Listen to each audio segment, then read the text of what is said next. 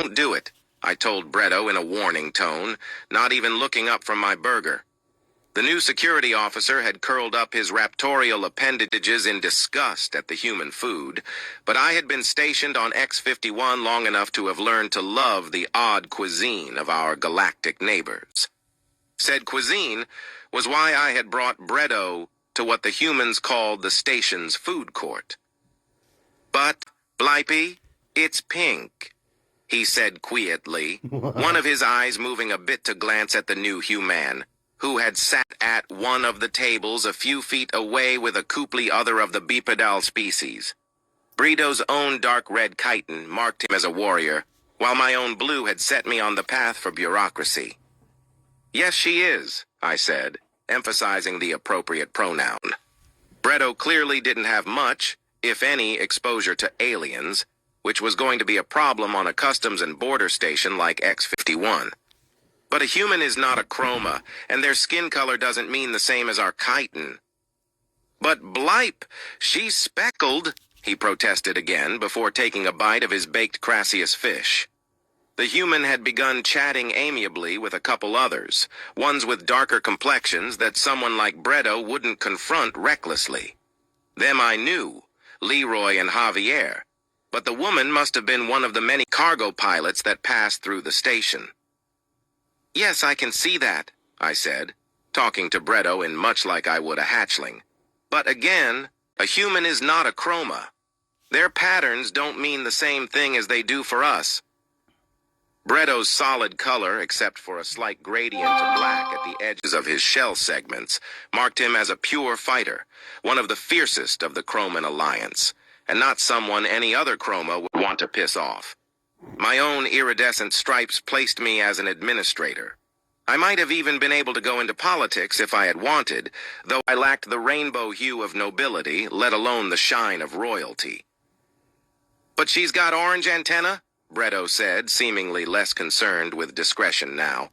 He had been loud enough that the humans looked over, though I wasn't sure if their translators caught what my table-mate had said, let alone the context. Keep your voice down, I admonished mildly, and Bretto had the good grace to look chagrined, the colors of his chitin becoming muted with embarrassment. It's called hair, and I won't tell you again. A human is not a chroma. Their hair color doesn't mean what antenna does for us. They even dye it just for cosmetic reasons.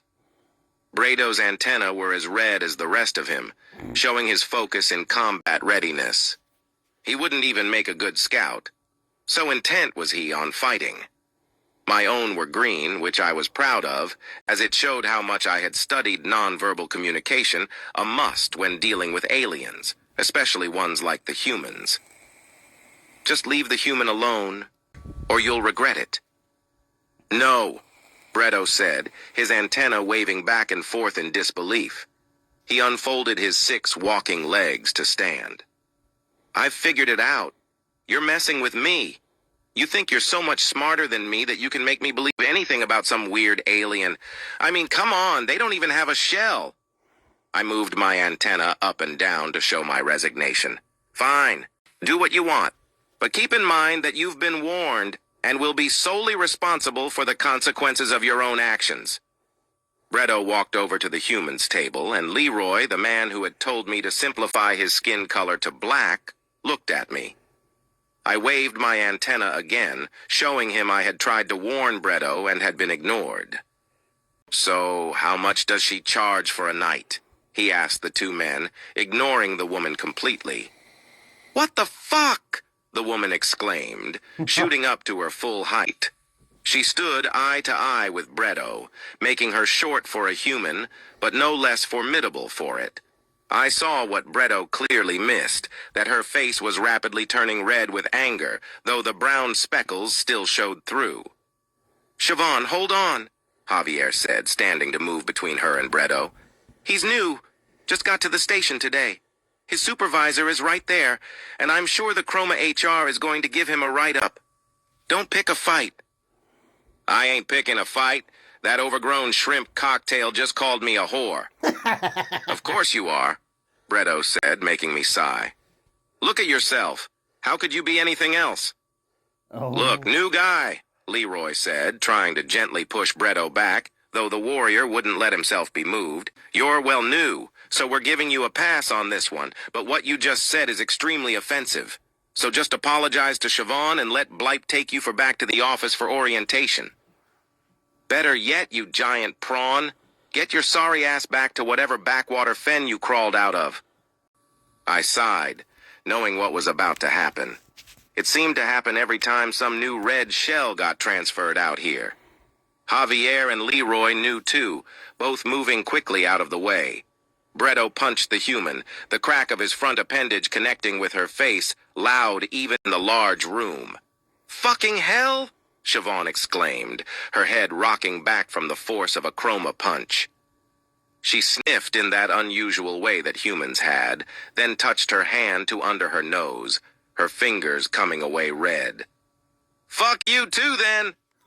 She lashed out with a punch of her own, much slower than Bretto's, but with so much more power behind it.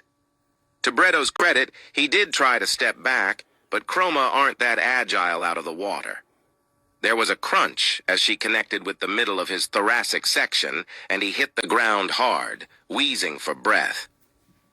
I walked over as Javier held Siobhan back and told Leroy I'd reimburse them for their meals and waive Siobhan's docking fee, then looked down at Bretto. "You see, Bretto, a human is not a chroma. The thing to know with humans is, they're all red on the inside."